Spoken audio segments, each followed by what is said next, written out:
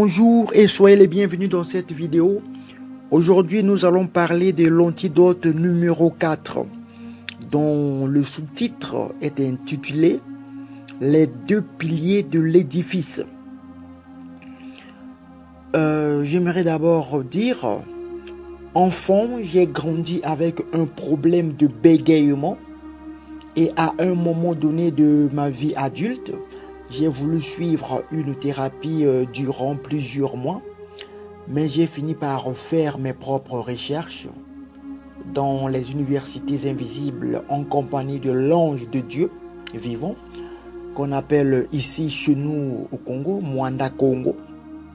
Oui, les gens peuvent dire tout ce qu'ils veulent, mais moi je dis que l'ange de Dieu vivant Mwanda Congo existe. Les recherches personnelles et plus précisément dans le domaine des pathologies, de la parole et du langage, domaine dans lequel je mène ma carrière professionnelle, je veux partager avec vous, quelques-unes des choses les plus importantes, les plus merveilleuses, les plus surprenantes que j'ai apprises sur le traitement du bégaiement en utilisant comme cadre de référence mon propre expérience durant ces différentes périodes de ma vie. Comme de nombreux adolescents et adultes que j'ai connus et que je connais toujours jusqu'à présent, dans le cadre de ma vie professionnelle, l'objectif de ma thérapie était depuis toujours d'arrêter de bégayer et de parler de façon normale, donc disons de parler normalement. C'était une envie très naturelle si l'on considère la frustration et la gêne associées à ce problème. Je percevais le traitement comme consistant à rester silencieux, donc disons pas de conversation durant les périodes où je travaillais les syllabes, les mots et les phrases et où j'apprenais des moyens pour contrôler et éliminer le bégaiement. Je ne connaissais pas de personnes ayant des accidents de parole. Dans ce que nous appelions analyse des mots, j'apprenais une règle pour la production de chaque consonne. Et quand je disais un mot, je pensais à la règle qui s'appliquait à la consonne initiale. Donc, par exemple, la règle pour B, une consonne sonore était de commencer la voix sous la langue et faites un mouvement doux vers la voyelle suivante.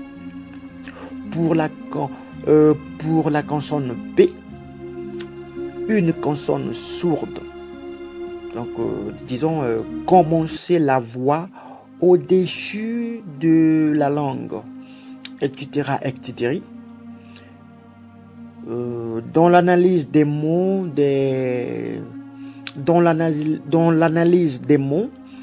les transitions entre les sons étaient très douces, mais les mots étaient prononcés un par un. Un jour, j'ai appelé mon oncle au moyen du téléphone pour lui dire que je désapprenais les vieilles habitudes de bégaiement et apprenais une nouvelle manière de parler, et il était content de mes règles. Quelques semaines plus tard, lors de mes achats au grand marché de Poto, par pur hasard, j'ai rencontré la belle Patricia, la fille dont j'avais fait connaissance dans le bus. Puis nous nous sommes serrés la main. Connaissant bien mon problème de bégaiement, elle me demanda de parler librement et clairement. Waouh, c'était vraiment génial. Et j'étais suffisamment d'accord avec elle. Et ensuite, on était tous les deux autorisés à parler en utilisant l'analyse des mots. Elle était totalement magnifique ce jour-là. J'admire et je continuerai à admirer cette fille de près ou de loin parce qu'elle a des qualités exceptionnelles. Donc, elle a vraiment des qualités exceptionnelles. Des qualités que je n'ai jamais encore vues chez une fille. C'était la seule et unique fille auprès de qui je parlais de tout, de mes faiblesses, de mes souffrances de mes souffrances émotionnelles, bien qu'elle soit tellement préoccupée à chaque instant.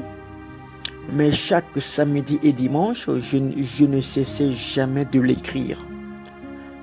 C'est une fille à qui jusqu'à présent j'écris toujours des notes en silence. J'étais maintenant capable de la dire. Patricia, aimerais-tu aller au cinéma samedi soir avec moi? C'est en quelque sorte une question. Donc je m'apprenais. Donc j'apprenais à formuler des mots, à dire des choses que je ne pouvais pas dire auparavant.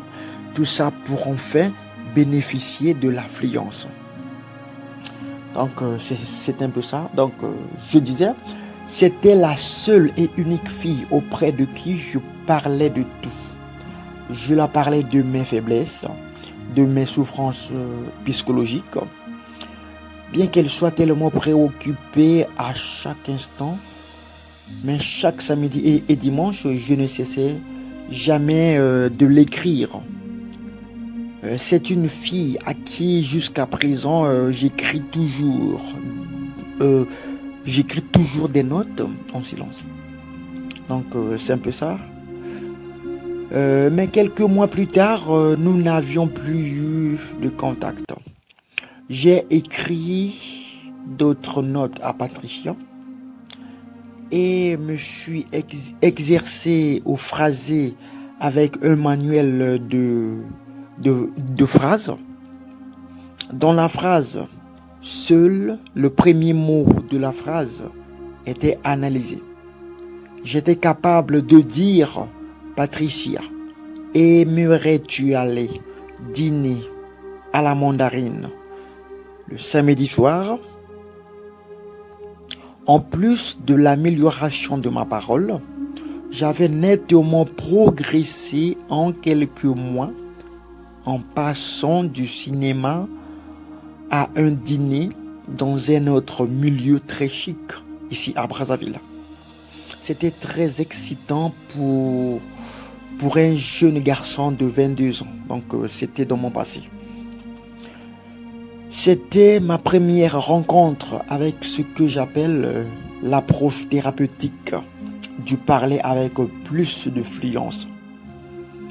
Aucune ou peu d'attention n'était donnée à l'observation de la manière dont ma parole était perturbée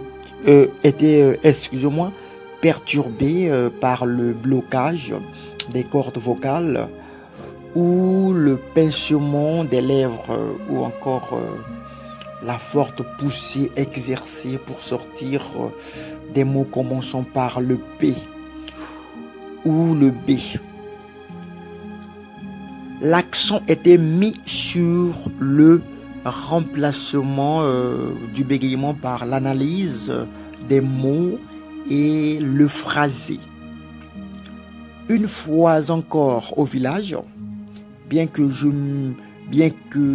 me sois exercé consciencieusement chaque jour en appliquant mes règles sur les mots et les phrases et en m'ouvrant davantage à de nouvelles personnes sur le travail que je faisais sur ma parole, plusieurs mois après être retourné chez moi, j'ai commencé à avoir beaucoup plus de problèmes. Pourtant, comme la plupart des gens qui bégayent que j'ai connus.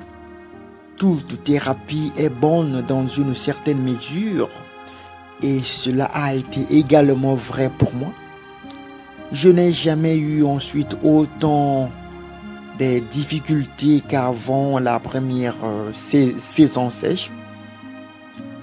Mais quelques mois plus tard, lorsque je suis revenu pour réviser les méthodes de l'analyse des mots et du phrasé, j'ai commencé à réaliser que je m'étais concentré sur l'aspect de la parole, de la thérapie et que j'étais passé à côté d'une grande partie de ce qui touchait à l'attitude. Un jour, lors de mes conversations, je me suis souvenu que mes amis cliniciens avaient parlé de la manière dont les gens qui bégayaient deviennent sensibles à l'affluence de leurs paroles. J'ai commencé j'ai commencé à voir que lorsque je bégayais, j'étais très dur avec moi-même. Plus tard, dans mes recherches, les idées de Wendell Johnson m'ont aidé à comprendre que je ne devais pas chercher à m'évaluer comme bègue ou non bègue. De ce fait, j'avais commencé à me voir de plus en plus comme une personne qui bégayait, parfois lorsqu'elle parlait. J'ai réalisé que le bégaiement est ce que je faisais et non ce que j'étais.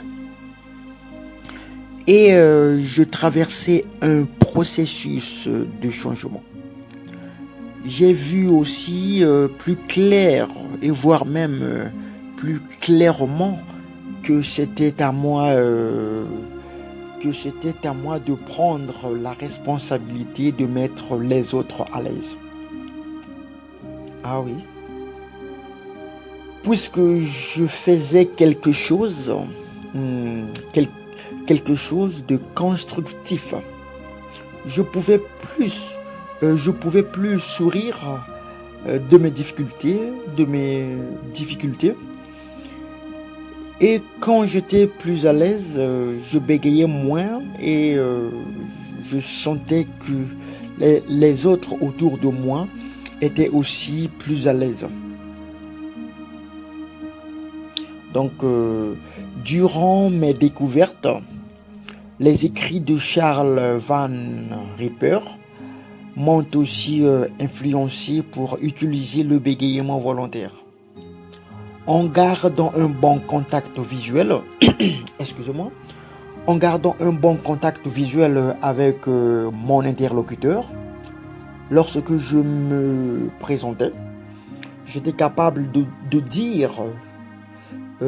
vraiment capable de dire je m'appelle Mpesi Nkuka, en variant la manière dont je simulais le bégaiement.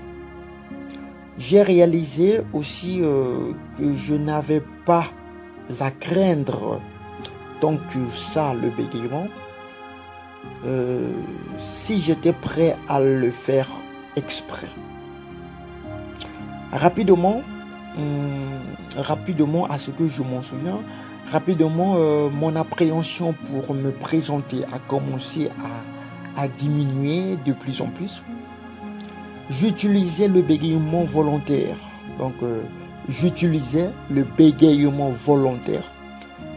Dans de nombreuses situations. Ces idées naissantes sur les aspects comportementaux de la thérapie du bégaiement ont été développées lorsque j'ai aidé d'autres personnes qui bégayaient à comprendre que la thérapie est un processus pas à pas incluant un changement d'attitude et de parole. Et puis, lorsque je suis allé en vacances dans le district de Boko, dans mon village natal pour mieux étudier la correction de ma parole, j'ai réalisé que certaines lectures que j'avais faites et certaines de mes propres expériences, comme l'utilisation du bégaiement volontaire, m'avaient préparé à comprendre un nouveau modèle de thérapie appelé bégayer plus facilement. L'objectif de cette méthode était de réduire les tendances à bloquer et éviter la dysfluence en observant, analysant et modifiant le bégaiement. C'est-à-dire apprendre à bégayer plus tranquillement, mais pas à le stopper. Donc, apprendre à bégayer de façon calme, de façon très à l'aise, le plus tranquille possible, tout en ayant à l'esprit le non-stop. Voilà. Dans le cadre de ma propre autothérapie, j'ai commencé à étudier davantage mon bégaiement et j'ai appris à modifier mes bégayages. Tout d'abord en revenant immédiatement en arrière pour dire un mot d'une manière différente et plus relâchée. En modifiant ensuite les bégayages par le relâchement de la tension et en continuant à avancer plus doucement et tranquillement. J'ai réalisé que je n'avais pas à craindre tant que ça le bégaiement si j'étais vraiment prêt à le faire exprès. À ce stade, j'avais été bien aidé par cette thérapie basée sur les deux approches. Donc, parler plus facilement et bégayer plus facilement. J'étais capable d'utiliser des attaques relâchées avec du phrasé. J'étais prêt à modifier ma parole juste après un bégayage ou même durant cette occurrence. Tout comme je l'ai constaté sur de nombreuses personnes durant leur thérapie, ma confiance en moi, ma confiance en moi lorsque je parlais continuait à augmenter tandis que j'explorais et changeais non seulement mon bégaiement, mais aussi ma parole en général. En progressant dans ma vie professionnelle, j'ai commencé à reconnaître les inadéquations d'un programme thérapeutique basé soit sur une approche d'évitement, donc réduction du bégaiement, donc disons la réduction du bégaiement, voilà, donc soit sur un modèle d'amélioration directe de la fluence. L'approche du bégayer ou de bégayer, si vous voulez, plus facilement, peut déboucher sur une parole post-thérapie pas aussi fluente qu'elle pourrait l'être. D'un autre côté, construire la fluidité peut conduire à ne pas réduire la peur du bégaiement autant qu'on le souhaiterait. Voilà. Peut-être que vous n'avez pas bien compris, hein, je suis obligé de reprendre. Donc je disais, d'un autre côté, construire la fluidité peut construire à ne pas réduire la peur du bégaiement autant qu'on le souhaiterait. J'ai donc commencé à combiner les deux méthodes dans mon travail avec les autres. De la même manière que je l'avais fait pour ma propre parole. J'ai amené les adolescents et les adultes qui bégayaient à observer leur bégayement en le changeant et en le modifiant. Donc c'est un peu ça. C'est totalement clair et très limpide de comprendre la véracité de ce que je suis en train de dire. Mais excusez-moi, je vais essayer de boire de l'eau.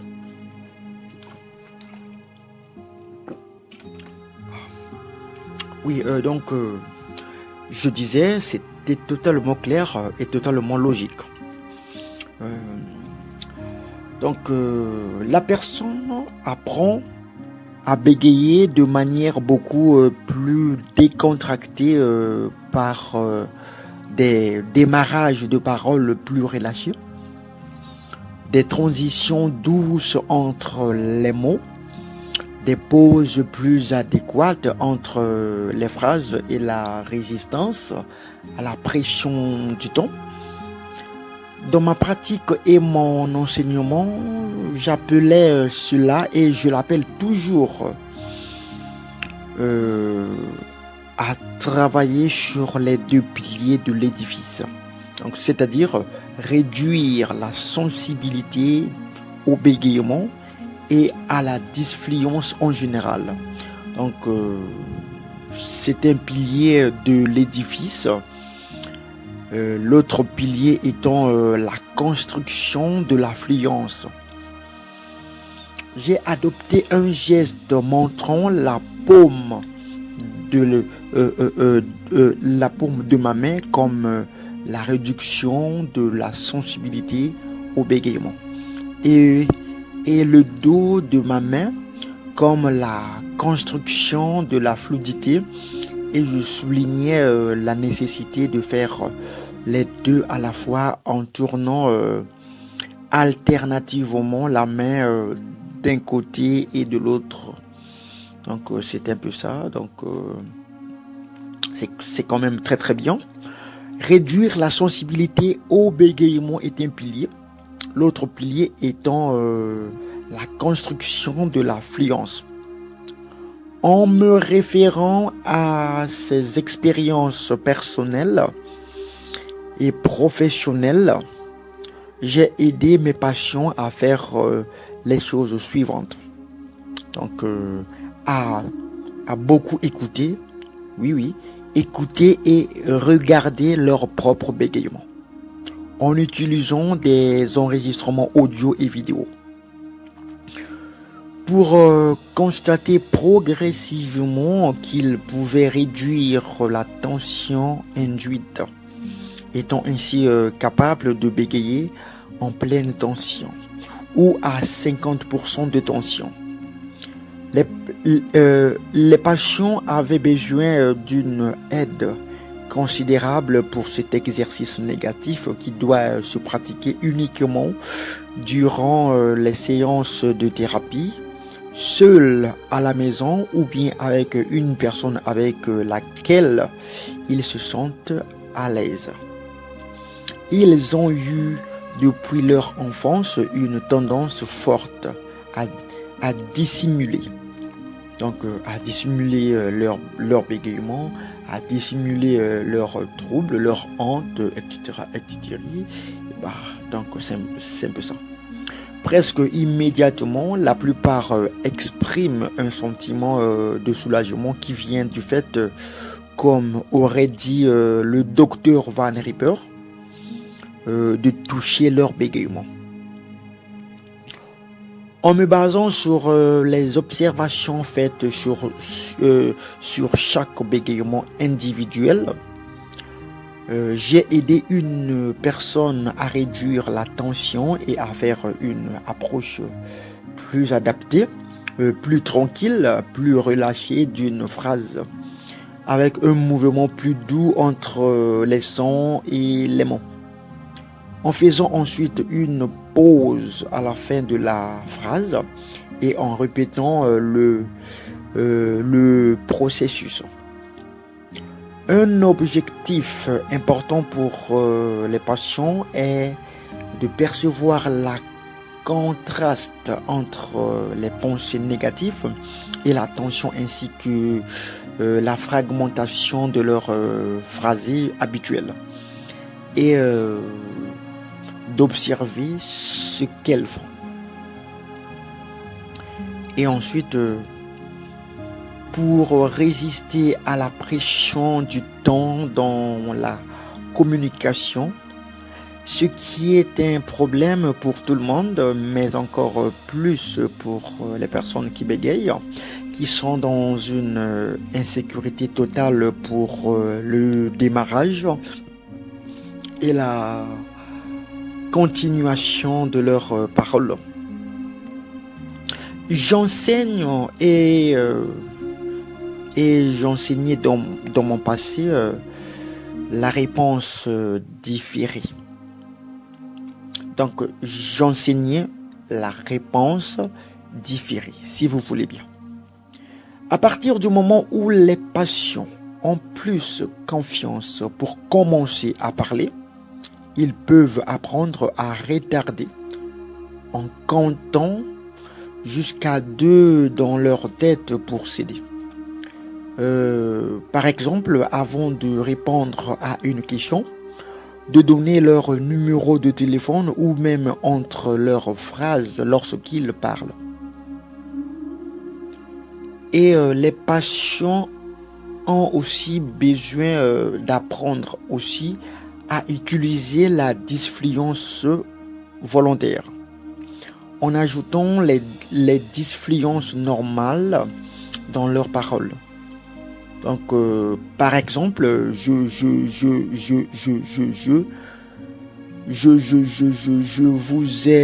vous ai. Donc, c'est un avion, c'est un Superman. Quand une personne commence à maîtriser les disfluences volontaires, je la défie d'ajouter plus de vrais bégaiements dans sa parole. Cela aide évidemment à faire disparaître la peur du bégaiement et de la disfluence. Beaucoup de personnes qui bégayent n'ont jamais pensé que tous les orateurs sont disfluents de temps à autre.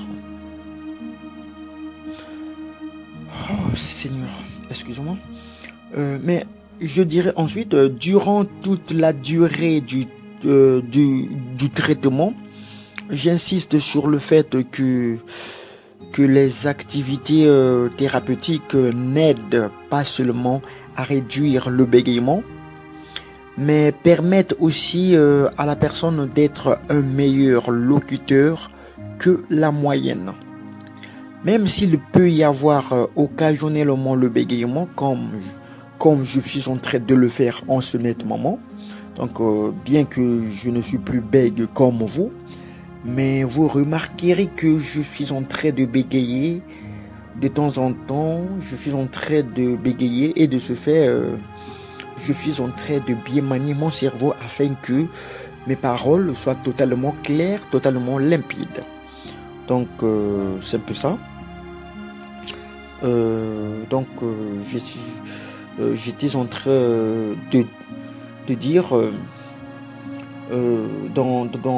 dans cet ordre d'idées, le dernier objectif est d'introduire des modulations dans la parole en variant la longueur des phrases, le débit, le volume et la tonalité, etc., etc.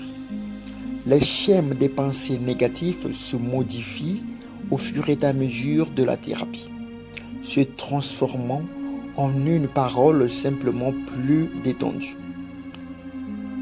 Surveiller sa parole ne doit pas être vu seulement comme une corvée, mais comme une opportunité d'apprendre les nombreuses choses qu'une personne peut faire avec son mécanisme phonatoire. Le self-control impliqué dans tous les comportements appris. Les meilleurs orateurs sont capables d'avoir en tête la manière dont ils parlent, aussi bien que ce qu'ils disent. Cependant, lorsque les nouveaux réflexes sont acquis, cela nécessite moins d'attention. Voilà, donc c'est un peu ça. Tout s'est précédé pour modifier sa façon de parler, sont d'abord pratiqués dans les situations de parole faciles et graduellement dans de plus difficiles. Enfin, comme chaque problème de bégaiement est différent, chaque personne doit résoudre ses propres problèmes en se concentrant sur certains sentiments, certaines croyances et expériences. Donc c'est un peu ça. Les personnes qui bégayent devraient voir qu'un changement efficace. Qu'un changement, disons, le changement efficace implique d'évaluer ce qu'elles font dans certaines situations, d'élaborer un plan pour la prochaine fois et de réitérer ces procédures d'auto-évaluation et de changement. Donc c'est un peu ça. Même si aujourd'hui vous n'écoutez pas mes conseils, même si vous rencontrez le plus grand orthophoniste du monde, même si vous rencontrez le spécialiste le plus intelligent dans ce domaine, même si vous rencontrez qui que ce soit qui soit le plus meilleur dans ce domaine, et bien cette personne-là, le spécialiste-là, peut vous dire quoi et comment faire. Mais vous êtes la seule personne au monde qui doit le faire. Le spécialiste peut tout vous dire concernant le bégaiement. Le spécialiste peut tout vous dire concernant la phobie sociale. Le spécialiste peut tout vous dire concernant la timidité. Le spécialiste peut tout vous dire concernant votre problème. Mais vous êtes la seule et unique personne qui doit faire quelque chose. Tu es la seule qui doit faire quelque chose au monde pour enfin changer ton problème. Donc, le bégaiement est un projet qui n'implique que toi. La timidité est un projet qui n'implique que toi. Donc, le bégaiement, tout comme la timidité tout comme la phobie sociale, tout comme le bégaiement, est un problème qui n'engage que toi. Tu dois décider aujourd'hui de prendre ta vie en main. Tu dois prendre ta vie en main. De la même façon que Dieu a écrit l'Ancien Testament avec sa main puissante, c'est de cette façon-là que chaque personne qui bégaye doit prendre sa vie en main et vivre le reste de sa vie dans la bonne fluence, dans des bonnes façons de vivre, dans des bonnes façons de penser, et ainsi de suite. Donc, je n'ai pas trop à dire. Pour aujourd'hui, je m'arrête là. Que le Seigneur Jésus-Christ soit avec vous. Pour les athées, que la pensée positive soit avec vous. Pour ceux qui ne croient pas comme nous, que la lumière soit avec vous. Donc, pour aujourd'hui, je m'arrête là. Vraiment, soyez bénis au nom de l'univers, au nom de Dieu. Amen.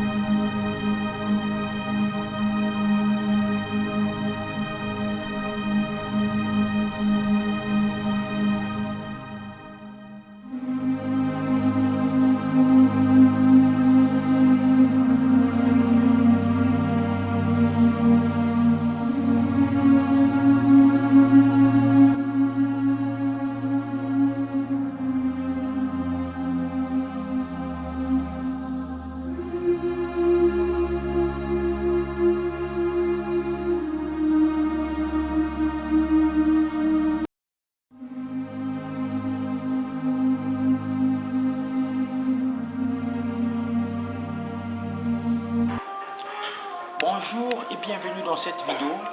Je m'appelle Mpessi Kouka Grace Libange. Je suis un artiste écrivain congolais. On sait que dans notre ville, il y a pas mal de gens qui se posent des questions concernant le bégaiement. Et nous savons aussi qu'il y a beaucoup de personnes qui bégayent, qui sont dans le besoin de balkaniser leurs troubles que l'on appelle le bégaiement. Et de ce fait, qui ne savent pas par où et comment commencer. Et bien de ce fait, je voulais tout simplement préciser que les livres qui traitent le bégaiement sont totalement disponibles. Il suffit tout simplement de me contacter au plus 242 06 886 37 39. Et bien de ce fait, une fois que vous allez me contacter, et vous aurez par la suite mon livre. Le livre est là. C'est un livre qui parle de comment vaincre le bégaiement. C'est un livre qui est totalement riche en méthodes, en exercices et conseils pour, pas essayer, mais pour balkaniser, mettre de côté le bégaiement. Donc en résumé, vaincre le bégaiement. Voilà pourquoi je l'ai intitulé Vaincre le bégaiement et la timidité. Donc c'est un livre qui est là pour lutter contre le bégaiement. C'est un livre qui est là pour lutter contre la timidité, la phobie sociale, le trac et le mutisme et l'autisme. Donc, une fois que vous avez entre vos mains ce livre, et bien de ce fait, votre vie devient luminée. Donc, rien qu'en touchant le livre, déjà vous allez commencer à vous sentir bien. Parce que ce livre renferme tous les mystères de l'autosuggestion et de l'auto-guérison. Donc, c'est un livre totalement riche en matière de connaissances. Voilà pourquoi vous remarquez que lorsque je suis en train de parler, je parle avec une parfaite fluence. Je ne bégaye pas. Donc, bien que dans mon passé, j'étais quelqu'un qui bégayait, là, vous-même, vous remarquez que je suis en train de parler sans bégayer. C'est parce que j'ai fourni des efforts et après avoir fourni mes efforts, je me suis sorti, je me suis guéri du bégaiement. Et voilà pourquoi j'ai inséré dans mon livre toutes ces méthodes-là pour que ces méthodes vous soient bénéfiques, pour que vous aussi vous puissiez vous débarrasser du bégaiement, tout en sachant que l'autre l'a fait, un maître l'a fait, donc nous aussi nous pouvons toujours le faire. Ce livre que vous voyez là est écrit au Congo-Brazzaville par un individu qui est sorti du bégaiement, qui n'est rien d'autre que moi-même. Ce livre est là pour vous orienter, comme une boussole. Ce livre est là pour faire en sorte que le bégaiement ne soit plus un handicap dans votre vie, que le bégaiement ne soit plus un fardeau, mais pourtant une bénédiction peut-être. Ce livre est là pour vous donner de l'espoir. Ce livre est là pour vous donner de la dignité. Ce livre est là pour vous donner de la valeur. Donc voilà pourquoi je fais cette vidéo, pour essayer un peu de vous éclaircir qu'il y a quelqu'un au Congo-Brazzaville qui a écrit un livre qui s'intitule Vaincre le bégaiement et la timidité en 90 jours. Et de ce fait, ce livre, une fois que vous les aurez entre vos mains, vous finirez par comprendre par vous-même que oui, ce livre est totalement riche. D'abord, j'aimerais commencer par vous donner ma définition. On sait que sur Internet, quand vous irez, vous allez voir beaucoup de gens qui ont écrit des trucs concernant le bégaiement, qui ont écrit des trucs concernant la phobie sociale, le trac, le mutisme et l'autisme. Et de ce fait, moi, le guide des guides, le guide de tous ceux qui bégayent, je suis là, je vous donne ma définition propre et logique. tout en sachant que j'étais quelqu'un qui bégayait. Victime par mes efforts, grâce à Dieu, je me suis en sorti.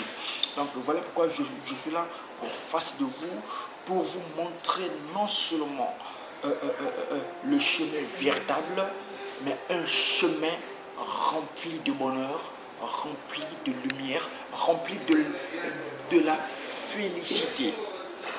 Donc, moi je définis le bégaiement comme étant un mauvais fonctionnement du cerveau et du langage. Oui, pourquoi mauvais fonctionnement du cerveau et du langage? Tout simplement, quand quelqu'un dans le cerveau fonctionne bien, dans le langage fonctionne bien, il ne bégaye pas. Donc si vous bégayez, c'est tout simplement parce que votre cerveau ne fonctionne plus dans la logique normale, parce que votre cerveau n'est plus comme avant, mais votre cerveau fonctionne de façon différente. Voilà pourquoi vous bégayez.